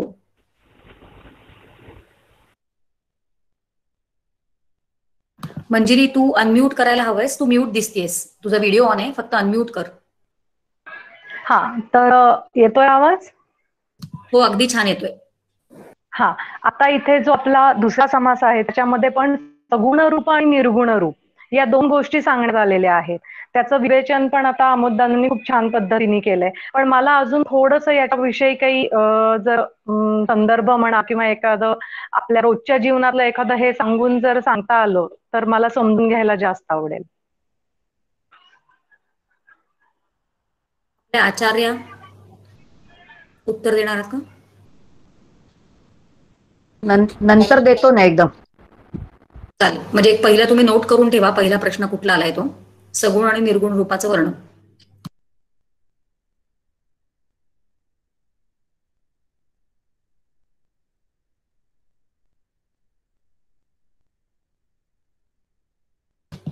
ऍडमिन प्राजक्ता, तुला काही प्रश्न असतील तर तू विचार. नेहाला प्रश्न आधी नेहाला विचारू देत. नेहा विचार. त्यांनी गणेश स्तवनामध्ये शेवटी दिले आहे की कलियुगाचे देवी आणि विनायक असे 2 प्रमुख देवता सांगितले, तर तसा त्यांनी का बरं उल्लेख केला असा? ओके, आधी आपण प्रश्न घेऊया आणि मग एकत्र आचार्य उत्तर देतील. प्रश्नांची आपण नोंद करतोय का? कमी करून ठेवू. करते मी करते. ओके, धन्यवाद. हा विवेक, काय प्रश्न आहे? नमस्कार, मी नंदिनी पुंडे. ओके. 2 प्रश्न आहे. पहिला म्हणजे आता जे दोन्ही समास सांगितले त्याच्यामधला नाहीये. आध्यात्मिक ताप हा एक ताप सांगितला आहे समर्थांनी.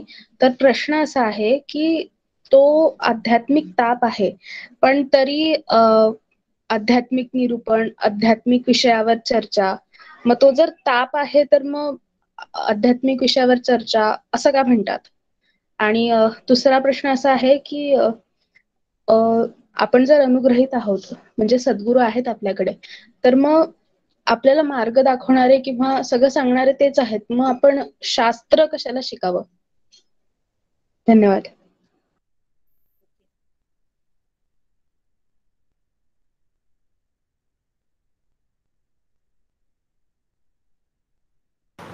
हो, गणेश कुलकर्णी, प्रश्न. हा, प्रश्न असं नाही, पण पहिल्यांदाच अशा पद्धतीच्या वर्गामध्ये सहभागी होतो आहे. खूप छान पद्धत आहे अभ्यासाची आणि खूपच छान सुरुवात झालेली आहे आपल्या वर्गाची. या पहिल्याच समासामध्ये समर्थांनी 14व्या ओवीमध्ये सांगितलंय की तथापि अवघा दासबोध दशक फोडून केला विशद. प्रत्येक दशकाला काहीतरी एक विशेष नाव दिलेलं आहे समर्थांनी. स्तवनाचा हा जो दशक आहे आणि स्तवन म्हणजे काय किंवा स्तवन कशासाठी करायचं याचंही ग्रंथप्रवेशाच्या प्रस्तावनेमध्ये डॉक्टर काकांनी खूप छान विवेचन केलेलं आहे की साधकाला स्वतःचा अहंकार दूर ठेवण्यासाठी या स्तवनामुळे मदत होते आणि स्वतःचे गुणगान करण्याऐवजी दैवतांचं गुणानुवाद केल्याने अहम विसरण्यास मदत होते. असं जे स्तवनाविषयी डॉक्टर काकांनी म्हटलेले आहे ते निश्चितच आपल्या म्हणजे आम्हा अभ्यासार्थींना त्यातनं बरंचसं काही शिकण्यासारखं आहे. त्यामुळे स्तवन या विषयावर सुद्धा आचार्यांनी मार्गदर्शन करावं अशी मी विनंती करतो. त्यानंतर पहिल्या समासामध्ये 15 निश्चय सांगितलेले आहेत. खूपच सुंदर त्याचं विवेचन केलेलं आहे. 6वा, 7वा, 8वा, 9वा आणि 5, 6, 7, 8, 9 अशा 5 ओव्यांमध्ये 15 निश्चय सांगितलेले आहेत. या निश्चयांचं सुद्धा खूप छान आपल्याला समजून घेण्यासारख्या गोष्टी या 5 ओव्यांमधनं मिळणार आहेत. आणि एकंदरच अभ्यासाची पद्धत खूपच छान आहे. शमिका, तुला धन्यवाद द्यायला पाहिजे की अशा उपक्रमामध्ये तू सहभागी करून घेतलं आम्हाला आणि चांगली सुरुवात होते. धन्यवाद. करणारे सगळे समर्थच आहेत आणि त्यांनी बुद्धी दिल्याशिवाय काहीच होत नसतं. तेणे विना कार्य न चले, पडिले पर्ण तेही न हाले. करणारे सगळे तेच आहेत. पल्लवी, प्रश्न काय आहे? हा, गणेश स्तवनामध्ये एका ओवीत असं म्हणलंय, तुझी कृपेचेनी बळे वितुळती भ्रांतीची पडळे. पडळे म्हणजे काय? ओके. हॅलो. हो, आमोद, काय आहे तुझा पुढचा प्रश्न? आपण सगळं एकत्र नोंद करून घेतोय प्रश्नांची आणि उत्तर नंतर देण्यात येतील. ओम ह्या एकाक्षर ब्रह्म असं म्हणतात किंवा म्हणजे ओमला ब्रह्मवाचक म्हणतात, पण आपल्याला ओमच्या तिन्ही मात्रांमध्ये तिन्ही अवस्था सांगितल्यात. मग म्हणजे अर्धबिंदूला पण काही अर्थ काय आहे त्याचा, म्हणजे किंवा ओम मध्ये तिन्ही अवस्था जर आहेत तर ते मग ब्रह्मरूप कसं, असा प्रश्न. मला असं वाटतं एवढे जेवढे प्रश्न अपूर्वा तू प्रश्न विचार, मग आपण काहीतर तिकडे थांबूया आणि आधी उत्तर सगळे घेऊया आणि मग काही प्रश्न असतील तर पुढचे प्रश्न घेऊया. अपूर्वा, तू एक प्रश्न विचार, मग आचार्य आपल्याला उत्तर द्यायला लागतील. ताई, माझा प्रश्न नाहीये, मला प्रियंकाला विचारायचंय की तिने आधार ग्रंथांची नावावली सांगितली का? जर नसेल सांगितली तर ती मी सांगते. सांग की तू. मी नाही सांगितली, तू सांग. चालेल, बरोबर, सांग. सो आधार ग्रंथांची नामावली समर्थ देतात. त्याच्यामध्ये सगळ्यात पहिला ग्रंथ येतो शिवगीता आणि नंतर मग म्हणजे खरं तर खूपच आहेत आणि आपल्याला एवढा सगळ्याचा अभ्यास एकाच ग्रंथामध्ये करायला मिळतो, ही खूप महत्वाची गोष्ट असं मला वाटतं.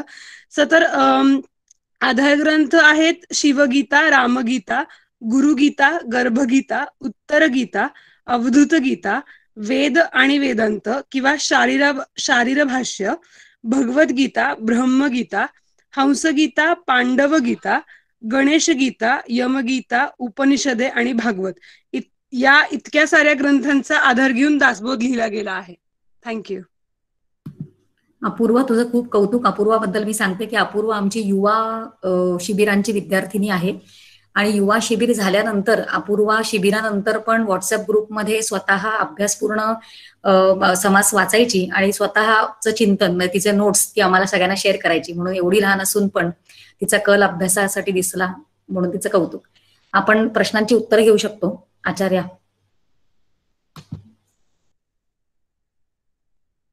माधुरी, सांगतेस का काही आधी उत्तरातलं काही?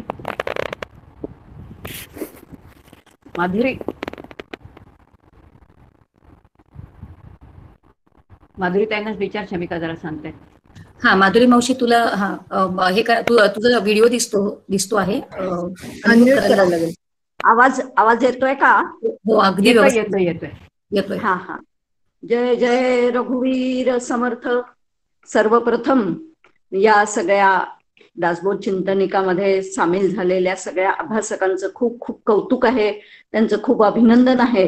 कारण तुम्ही फार कमी वयामध्येच दासबोध अभ्यासाला लागलेले आहात आणि खूप कमी वयात दासबोध अभ्यासाला लागलेले असल्यामुळे तुम्हाला जे काही निर्विषय आनंद, सुखरूपता, हे जे काही आपलं ध्येय आहे, अखंड शांती, हे प्राप्त करण्याला खूप मोठा वाव आहे आणि त्यामुळे ते निश्चितच प्राप्त हो अशी सदिच्छा व्यक्त करते आणि थोडस या संदर्भामध्ये बोलते.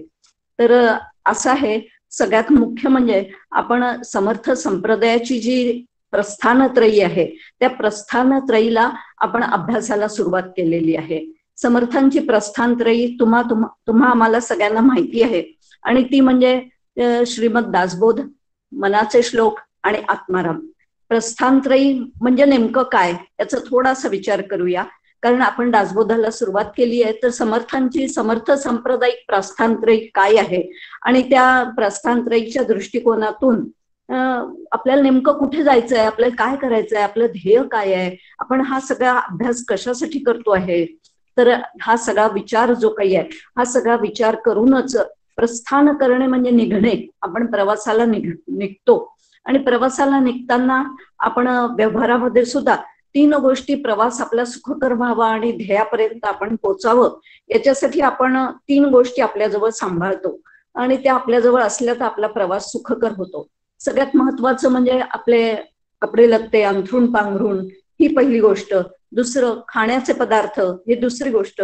आणि आपल्याला लागणारी औषधं, आपलं जे काही हे आहे की शरीर जे आहे ते आपल्याला साथ द्यावं, आणि म्हणून आपली औषधं, या 3 गोष्टी आपल्याजवळ असल्या तर आपला प्रवास सुखकर होतो आणि आपण ध्येयापर्यंत निश्चितपणे जाऊ शकतो. अगदी त्याचप्रमाणे हा जो काही आध्यात्मिक प्रवास आहे, या आध्यात्मिक प्रवासाला आपण निघालेलो आहोत. मग या आध्यात्मिक प्रवासामध्ये आपल्याजवळ साहित्य कोणतं असलं पाहिजे, तर या 3 गोष्टी असल्या पाहिजेत समर्थ संप्रदायाच्या नुसार, की या तीन ग्रंथांचा अभ्यास आपला असला पाहिजे. म्हणजे आपला आध्यात्मिक प्रवास जो काही आहे, मग आपलं ध्येय जे काही आहे ते ध्येय गाठायला आपल्याला खूप मोठी यांनी मदत होणार आहे. आणि म्हणून श्रीमद दासबोध, आत्माराम आणि मनाचे श्लोक हे 3 ग्रंथ समर्थ संप्रदायासाठी अतिशय महत्वाचे आणि प्रस्थानत्रयी म्हणून मानले जातात.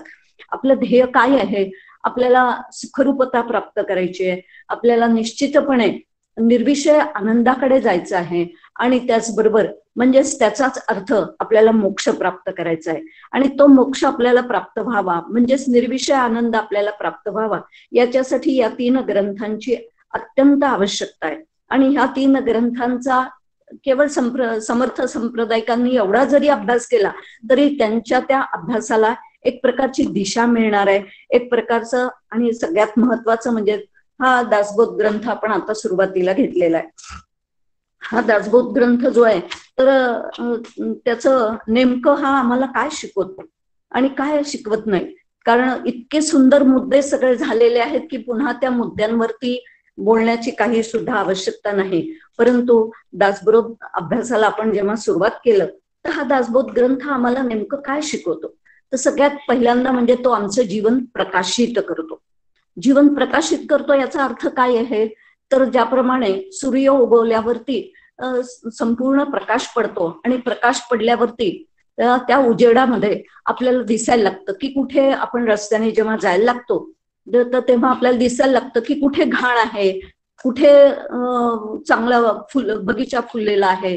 अगदी त्याचप्रमाणे आमच्या अंतःकरणामध्ये कुठे घाण दडलेली आहे, कुठे करंट लक्षणं दडलेली आहेत, कुठे अवगुण दडलेले आहेत, कुठे तमोगुण दडलेला आहे, कुठे कुविद्या दडलेली आहे, हे सगळं आम्हाला दासबोधाच्या अभ्यासाने, दासबोधाच्या वाचनाने हे आम्हाला सगळं कळायला लागतं. म्हणजे जसं सूर्यप्रकाशात दिसतं आणि कुठे कुठे अगदी थोड्या थोड्या सुप्त प्रमाणामध्ये किंवा अतिशय कमी प्रमाणामध्ये आमच्याजवळ सत्वगुण आहे, आमच्याजवळ सद्विद्या निरूपण आहे, आमच्याजवळ किंवा होणार अगदी ऑक्सिजनवर असलेले आमचे सद्गुण जे काही आहेत तर ते किती प्रमाणात आहेत आणि किती आम्हाला त्याची वाढ करायला हवी आहे. म्हणजे नेमकं आम्हाला काय त्यागायचं आहे आणि काय आम्हाला स्वीकारायचं आहे याचा अभ्यास दासबोध अभ्यासामुळे होणार आहे. आणि त्यामुळे आमचं जीवन तो प्रकाशित करतो. एकदा प्रकाशित झाल्यानंतर आम्हाला कळायला लागतं की आमचं अंतःकरण कसं आहे आणि त्यात आम्हाला काय सुधारणा करायला हवी आहे. आणि मग त्यानुसार मग आमचं जीवन दासबोध ग्रंथ विकसित करतो. म्हणजे आम्ही आत्मपरीक्षण केलं आणि आत्मपरीक्षण केल्यावर आत्मपरिवर्तन करण्याचा निश्चय केला. की आत्मपरिवर्तन निश्चय केल्यानंतर मग आमचं जीवन हळूहळू विकसित व्हायला लागतं. आणि विकसित होता होता खरं पाहिलं असता श्रीमद दासबोध ग्रंथ किंवा सगळ्याच संतांचे ग्रंथ त्या ठिकाणी आमचं व्यक्तिमत्व विकास जो काही आहे तो व्यक्तिमत्व विकास करणारे हे ग्रंथ आहेत. 2-2 हजार रुपये देऊन व्यक्तिमत्व विकासाची शिबिरं करण्यापेक्षा जर दासबोध ग्रंथाचा सुंदर असा अभ्यास केला तर आम्हाला कायमस्वरूपी आमचं व्यक्तिमत्व विकास हा होणार आहे.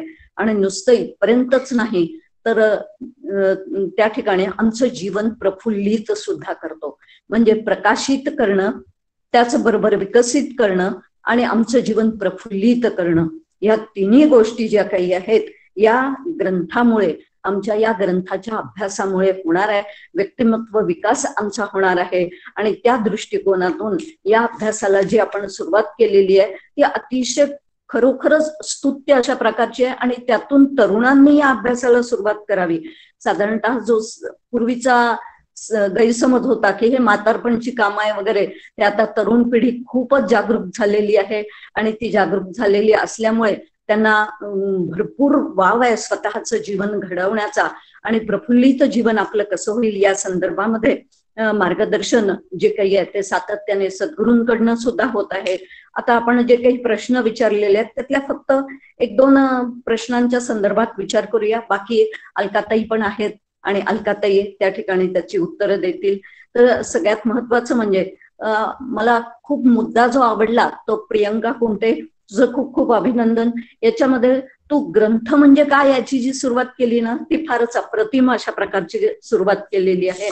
आणि जो आमच्या ग्रंथी नाहीशा करतो तो ग्रंथ, हे जे काही तू मांडलंस ते अतिशय आवडलं.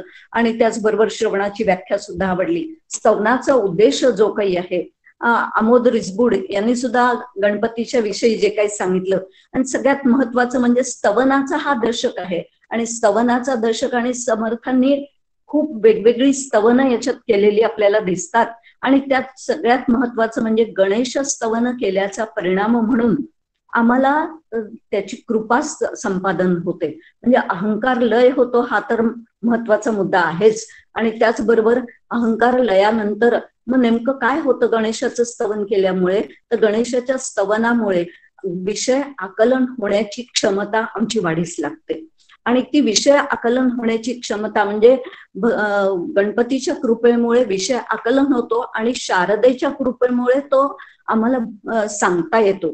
तर अशा पद्धतीने हे स्तवन जे केलेले आहेत तर अहंकार लयाचा खूप मोठा फायदा याच्यामध्ये होतो. आणि म्हणून स्तोत्र म्हणावीत किंवा स्तवन करावीत अशा प्रकारची ही जी काही आपली परंपरा आहे हिंदू संस्कृतीची, ती हिंदू संस्कृतीची परंपरा ही त्या दृष्टिकोनातूनच मांडलेली आहे. स्वतः भगवान शंकराचार्यांनी अनेक स्तोत्रावली रचलेल्या आहेत. त्या तेवढ्यासाठीच रचल्या आहेत की स्तोत्र म्हणता म्हणता त्या देवतेचा आम्हाला त्या ठिकाणी आमचा अहंकार नाहीसा होऊन त्या देवतेची कृपा आपल्याला संपादन करता यावी, यासाठीच त्या ठिकाणी ती स्तवनाची परंपरा ही लावून दिलेली आहे.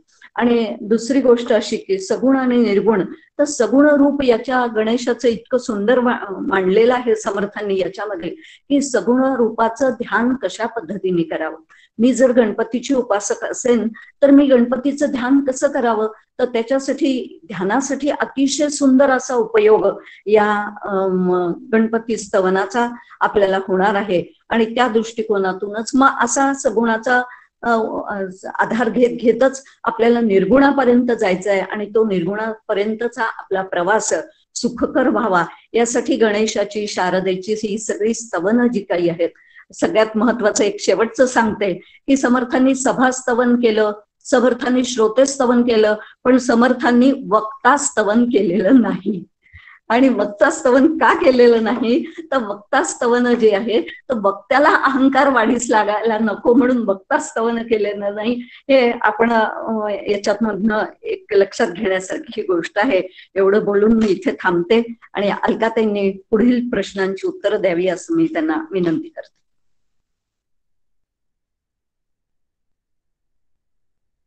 अलकाताई, अनम्यूट करावं लागेल. सॉरी, अनम्यूट केले. मधुरीताई छान सांगितलं एकंदर दासबोधाविषयी. प्रश्न मी आधी घेते आणि मग मला दासबोधाविषयी काय सांगायचं आहे ते सांगते. आणि ते सांगताना आधी फक्त प्रियांकाने आणि आमोदनी जे काही मुद्दे मांडले अतिशय सुंदर दोघांचे विषय झाले. पण त्याच्यामध्ये काय थोडा बदल किंवा काही वेगळेपणा काय होता तेवढं मी सांगणार आहे. प्रियांका, तू जे स्तवन केलंस, सद्गुरूंचं स्तवन केलं ना, सद्गुरूं तम नमामी नाहीये, दॅट इज तन नमामी. कारण त थ द ध न या त वर्गामध्ये जे येतात त्याच्यावरती अनुस्वार आला की तन म्हणायचं, तम नाही म्हणायचं. लक्षात ठेवा सगळ्यांचं. छोटी गोष्ट आहे, पण जेव्हा आपण व्यासपीठावरती बसू तेव्हा या छोट्या छोट्या गोष्टी आपल्या लक्षात आल्या पाहिजेत म्हणून सांगितलं. ग्रंथाची व्याख्या अतिशय सुंदर केली की अध्यात्माला अनुसरून असणाऱ्या या व्याख्या आहेत, पण मूळ ग्रंथ काय याची व्याख्या महर्षी नारदांनी केलेली आहे. ती तुम्हाला माहिती असावी म्हणून सांगते. अतिशय सुंदर व्याख्या आहे. यद वाग विसर्गो जनता अघविप्लवा भवती स एव ग्रंथ. पुन्हा एकदा सांगते. यद वाग विसर्गो जनता अघविप्लवा भवती स एव ग्रंथ. ज्याच्या वाणीच्या विलासामुळे त्याचा वाचक किंवा श्रोता अघ म्हणजे पाप, पापापासून परावृत्त होतो त्यालाच ग्रंथ म्हणतात. बाकी कशालाही ग्रंथ म्हणत नाही. याचा अर्थ एखादा ग्रंथ वाचल्यानंतर आपली पाप प्रवृत्ती ही नाहीशीच झाली पाहिजे. ही मूळ एक नारदांची ग्रंथाची व्याख्या आहे म्हणून मी सांगितलं. बाकीचा विषय अतिशय सुंदर होता, त्यामुळे काही प्रश्नच नाही, त्यामुळे तिथे काही सांगावं असं नाही. अतिशय चिंतन सुंदर मांडलं अमोदनेही. सुरेख चिंतन मांडलं आणि ते चिंतन मांडताना गणपतीचं जे काही वर्णन आहे उल्लेख केला त्यांनी की जे शिवलिंग घेतल्यानंतर त्यांनी काय केलं. गणपतीचं जे सगळं वर्णन आहे ते एक तो मुद्गल पुराणामध्ये येतं आणि त्याचबरोबर गणेश पुराणामध्ये येतं. गणपती हा बुद्धीची देवता आहे आणि त्यामुळे मंदाताई नेहमी म्हणतात की गणपतीचं जर चरित्र वाचलं तसं लक्षात येतं की जी युद्ध आहेत ती युद्ध दोन प्रकारांनी जिंकता येतात. एक शस्त्रांनी आणि एक शास्त्रांनी. शास्त्र म्हणजे बुद्धीने. गणपतीला हातामध्ये शस्त्र फार कमी घ्यावं लागलं. त्यांनी शास्त्रांनी म्हणजे बुद्धीनीच सगळी जी आहेत ती आपली शास्त्र म्हणजे जी युद्ध आहेत ती जिंकलेली आहेत. हे गणपतीचं वैशिष्ट्य आहे आणि म्हणून गणपती जो आहे तो बुद्धिदाता का म्हटलेला आहे तो तेवढ्यासाठी म्हटले. तू अनेक त्यांची नावं सांगितलीस. वक्रतुंड ह्याचा उल्लेख तू केलास, खूप छान केलास. पण या वक्रतुंड शब्दाचं जे व्युत्पत्ती आहे ती योग मार्गाचा गणपती कसा आहे त्याची अतिशय सुंदर आहे. कारण गणपतीचं चिंतन करतोय आपण. गणानाम ईशः. गण म्हणजे इंद्रिय, गण म्हणजे समूह. या गणांच्या समूहामध्ये जे ईश तत्व आहे तो गणेश आहे आणि तो वक्रतुंड आहे. त्या वक्रतुंडाची व्युत्पत्ती दिलेली आहे. वक्रान तुंडयती इति वक्रहा. जो वाकड्या मार्गाने जातो त्याला जो तुडवून काढतो म्हणजे चुकीच्या मार्गाने गेल्यानंतर तो तुम्हाला योग्य ती शिक्षा देणार आहे. असा देणारा जो आहे तो गणपती आहे. उपासना केली तर फलत्व सुद्धा देईल, पण चूक केल्यानंतर तुम्हाला दणके सुद्धा देईल. हे गणपतीचं वैशिष्ट्य आहे बरं का. आणि म्हणून वक्रान तुंड यती ती वक्रतुंड अशी त्या वक्रतुंडाची आणखीन एक खूप छान व्युत्पत्ती सांगितली. तो आणखीन एक सुंदर उल्लेख केलास तो म्हणजे मोदक. डॉक्टर काका नेहमी म्हणतात गणपतीच्या हातातला मोदक हा गणपतीला प्रिय नाही, तो मलाही प्रिय असला पाहिजे. कारण वेदांताचा तो मोदक आहे आणि तो मोदक म्हणजे बाहेरचं जे आवरण आहे ते त्याला चव नाही आहे, पण त्याच्या आतमध्ये अत्यंत मधुर असं जे आहे ते गोड भरलेलं आहे. तसं आपल्या स्थूल शरीर जे आहे त्या स्थूल देहाला ते जड आहे, ते केवळ त्या आतल्या चैतन्याचं प्रगटीकरण आहे आणि मूळ जे आहे ते आत आहे. आणि म्हणून आतलं सारण जसं गोड आहे तसं याच देहातल्या देहीकडे आपल्याला जायचंय आणि म्हणून त्या मोदकाने मला देहाचा देही अखंड स्मरण करून दिला पाहिजे. म्हणून तो आत्मस्वरूपाचा मोदक आहे बरं का. डॉक्टर काका नेहमी मोदक काय आहे ते आपल्याला सांगतात. तो हा मोदक आहे. अशा दृष्टिकोनातून आपण विचार करू. बाकीचं तुझं चिंतन अतिशय सुंदर होतं. शूद्र घंटिका त्याचा जो वाचनाचा तर्क तू लावला होतास अतिशय सुंदर होता. आता थोड्या प्रश्नांकडे येते जे विचारले होते. सगुण रूप आणि निर्गुण रूप वर्णन जे केलेले आहे ते एकच आहे का? दोन्हीचं एका ठिकाणी कुठे मिळेल का? सगळ्या संतांनी जे वर्णन केलं नाही ते सगुण रूप आणि निर्गुण रूप उभयच आहे. अगदी आपण जेव्हा ओम काढतो, ओम म्हटल्याबरोबर आपल्याला ब्रह्मस्वरूप स्मरतं की नाही? ओम म्हटल्याबरोबर ब्रह्माचं स्वरूप ह्यात निर्गुण निराकार स्वरूप आहे आपल्या लक्षात येतो. पण ओमचं जे चिन्ह आहे ती आकृती आहे तेच त्याचं काय आहे तर आलंबन आहे. म्हणजे ओम जी आकृती आहे जे चिन्ह आहे ते सगुण आहे आणि सगुण असणारच ते ओम उच्चारानेच आपल्याला निर्गुणाकडे घेऊन जातो. कोणताही शब्द घ्या बरं का. मी आत्ता म्हटलं खीर, खीर हा शब्द सगुणच आहे, पण खीर म्हटल्यानंतर माझ्यासमोर आत्ता खीर नाही आहे, ती मला आठवेल, त्याचं काय गोड आहे ते मला आठवेल आणि मग त्याचं माधुर्य मला आठवेल. आता ते मधुरता गुण आठवली, मधु सुखदायी हा गुण आठवला की ती खीर पण मला सगुणातून निर्गुणाकडे घेऊन जाणार आहे. प्रत्येक शब्द जेव्हा आपण चिंतन करू तेव्हा तो सगुण आणि निर्गुण उभयरूपच असतो आणि हे जसजसं आपलं चिंतन परिपक्व होईल ना तसतसं आपल्याला समजत जातं. मला वाटतं विषय उत्तर कळलं असेल, नसेल तर पुन्हा विचारायला हरकत नाही. दुसरा प्रश्न विचारलेला आहे, गणेश आणि देवी म्हणजे या कलियुगामध्ये देवीचं वर्णन का करावं असं आलंय. आता कलियुगामध्ये पौराणिक कथा सोडून टाका, पण गंमत अशी की गणेश जो आहे ते ब्रह्मस्वरूपाचं, ते ब्रह्माचं काय आहे तर प्रतीक आहे आणि ब्रह्म अकर्ता आहे, ते काहीच करू शकत नाही. जेव्हा काही करण्याची वेळ येते, कृती येते, कर्म येतं, काहीतरी बनवणं येतं, तेव्हा त्या ब्रह्मा एक तर काहीच करू शकत नाही, कारण ते शिवतत्व आहे. शिवतत्व सच्चिदानंद स्वरूप आहे, त्याच्यामध्ये त्याची अभिन्न असणारी शक्ती देव आणि देवता किंवा देवी, ह्या देवीच्या शक्तीशिवाय आपण काहीच करू शकत नाही.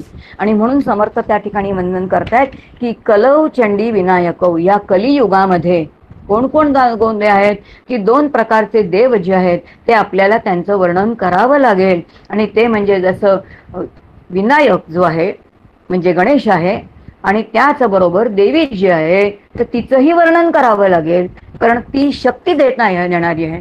शक्तीशिवाय आपण काहीच करू शकत नाही. अगदी ग्रंथ वाचायला पण बुद्धीची शक्ती पाहिजेच ना, काम करायला, जेवायला अंगात एनर्जी कुठून येणार आहे आपल्याला.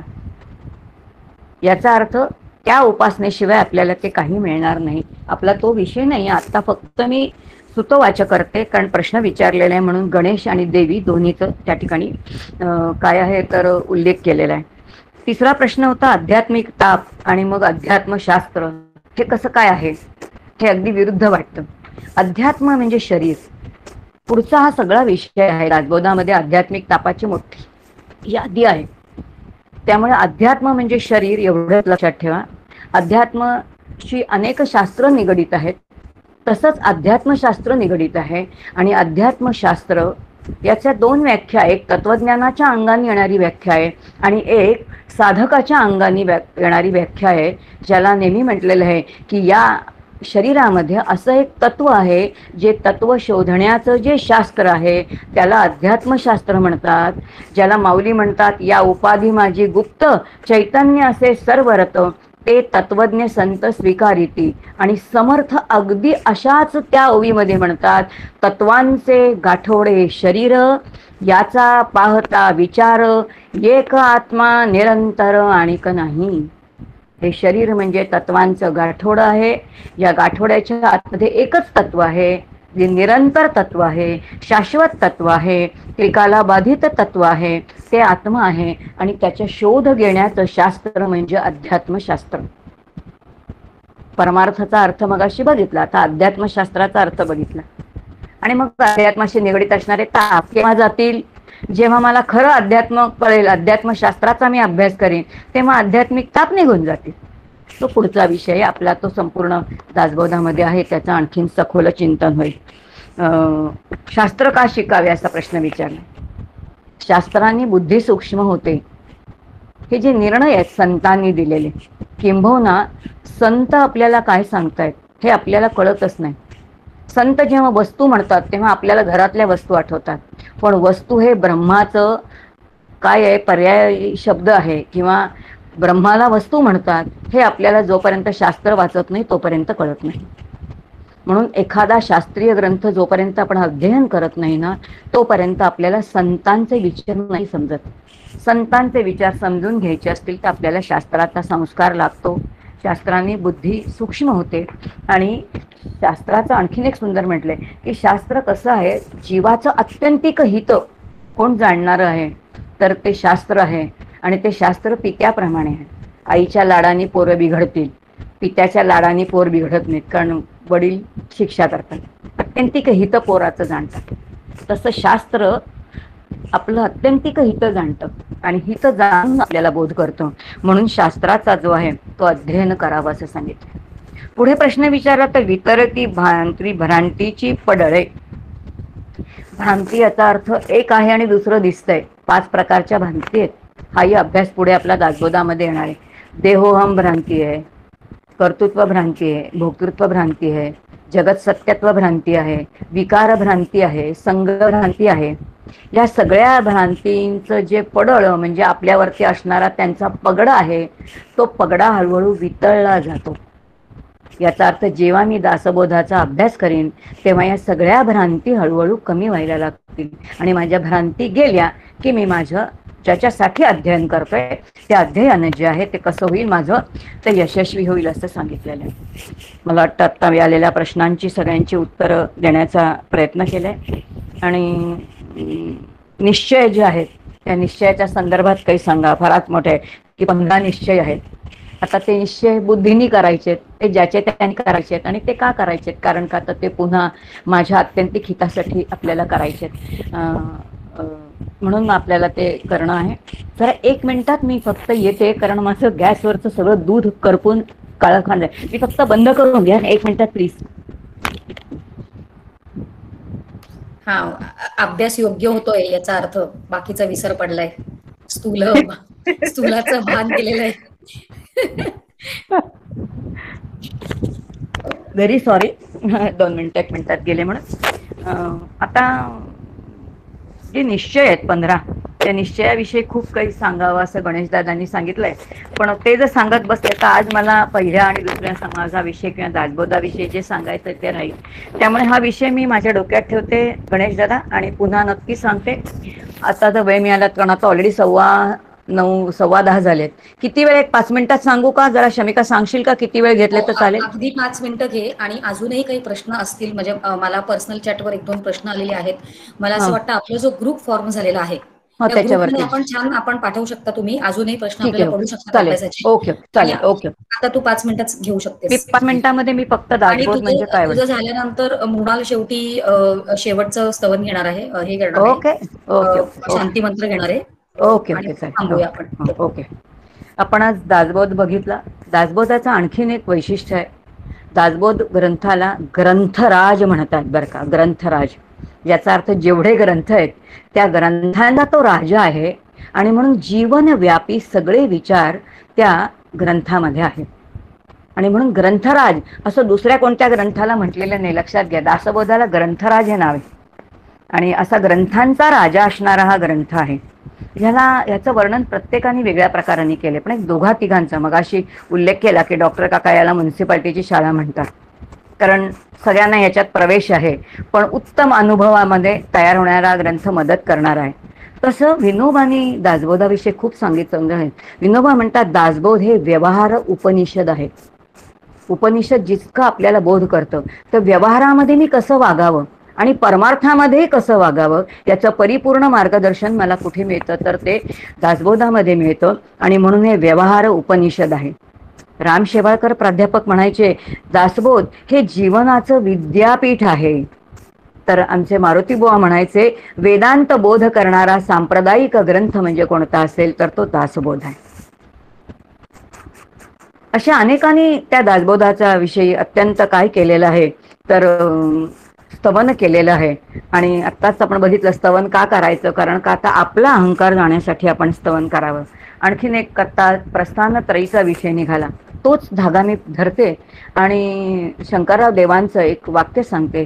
शंकरराव देव असं म्हणतात की समर्थ आपल्याला 3 भूमिकेमध्ये दिसतात. एक मातृभूमिका आहे, आई मुलाचे अत्यंत तिला माहितीये पोर माझं ऐकणारं नाही, अवखळ आहे, पण ती आई मुलाला पुन्हा पुन्हा समजवते आणि म्हणते तू शहाणा आहेस ना रे, जरा थोडं माझं ऐक ना.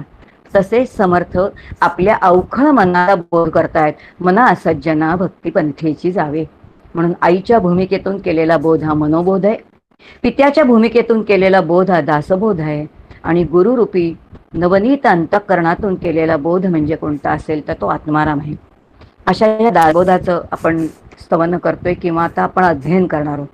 याविषयी शंकरराव देवांनी अतिशय आणखीन एक सुंदर वाक्य लिहिले, म्हटलंय शंकरादेव असं म्हणतात की ज्यांना समर्थ हृदय म्हटलं जातं ते असं म्हणतात, दासबोधातले विचार इतके क्रांतिकारी आहेत, इतके जीवनाभिमुख आहेत की समर्थांच्या विचारांचं जर स्मरण तुम्हा आम्हाला असेल तर भारताचं जीवन आहे, आणि जर समर्थांच्या विचारांचं विस्मरण आपल्याला झालं तर आपल्या भारत देशाचं मरण आहे. काय विचार आहेत बघा, ज्याचा अर्थ राजकारण कसं करावं, काय प्रकाराने करावं, हे सगळं समर्थ सांगतायत. ते संत आहेत, पण नुसते संत नाही आहेत, समाजाभिमुख संत आहेत. हे समर्थांचं वैशिष्ट्य आहे. आणि म्हणून समर्थांनी आपल्याला काय वेगळेपणा दिला, मगाशी उल्लेख झाला की सगळे संत आहेत, प्रत्येक संतांनी काहीतरी वेगळं दिलं. गोविंदगिरी महाराजांचं एक आवडीचं वाक्य आहे, ते असं म्हणतात, माऊलींची प्रतिभा आपल्याला घेण्यासारखी आहे, नामदेवांचा प्रचार आपल्याला घेण्यासारखा आहे. नाथांनी उत्तम प्रपंच केला आणि प्रपंच आणि परमार्थ दोन्ही प्रपंचातच केलं हे दाखवून दिलं.